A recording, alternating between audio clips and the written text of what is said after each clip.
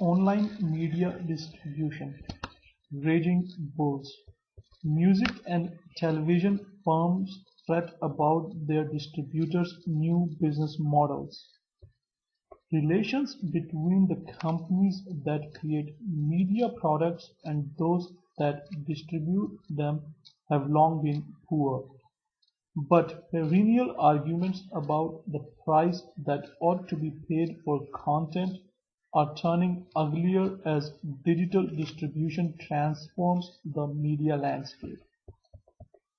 Like aging boxers, big media firms have twice climbed into the ring to slug it out with high-tech outfits that seems to be building new business models with their property.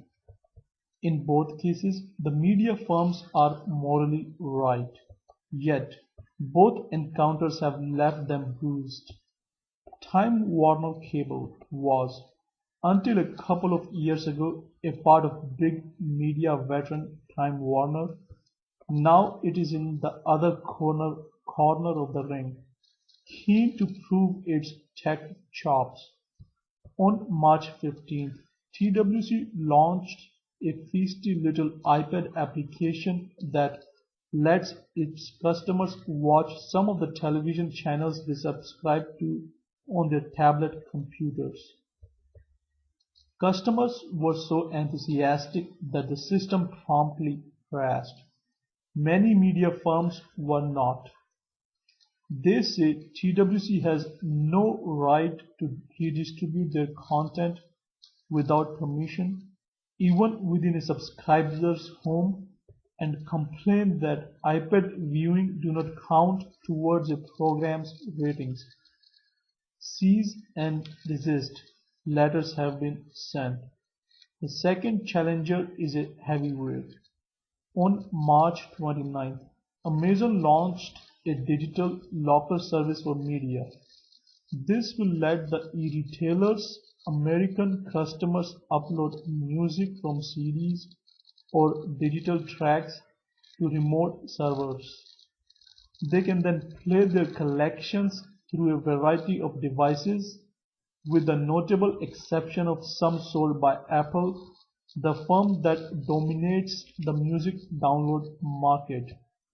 As with digital books, Amazon is trying to create a buy once, consume anywhere service.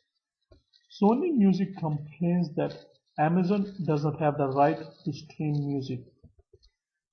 Like TWC, e-retailers is pushing ahead without the content owner's permission in the hope that the public will come to regard its service as an inalienable right.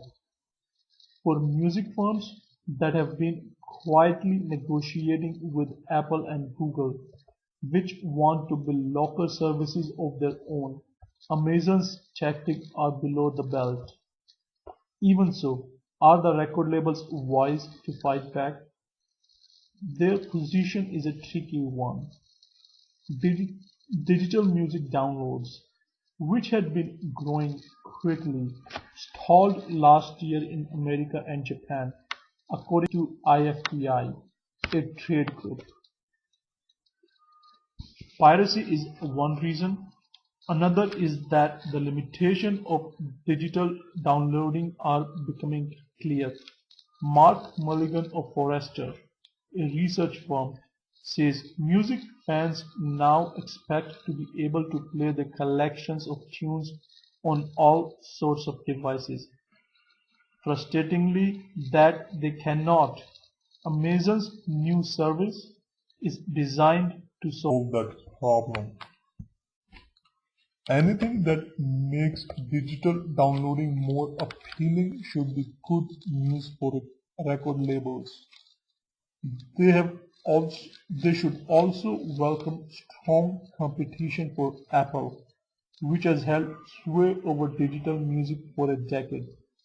On the other hand, collapsing CD purchases are making them desperate for new sources of revenue. If there is going to be money in digital locker services, they want a cut. Some have stayed quiet about Amazon's move so far, because they regard it as the foundation for a more ambitious music service that will provide new revenues for them.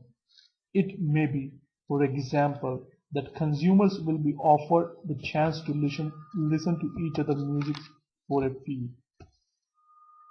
If the record companies are understandably torn about how to respond to a new distribution model, the television firms are simply wrong. It is hard to imagine a less disruptive innovation than TWC's iPad app. By letting people who have already paid for a program watch it on another screen, the app raises the value of a television subscription and strengthens the pay TV ecosystem on which media firms depend. They may win their fight, but it might have been better not to enter the ring.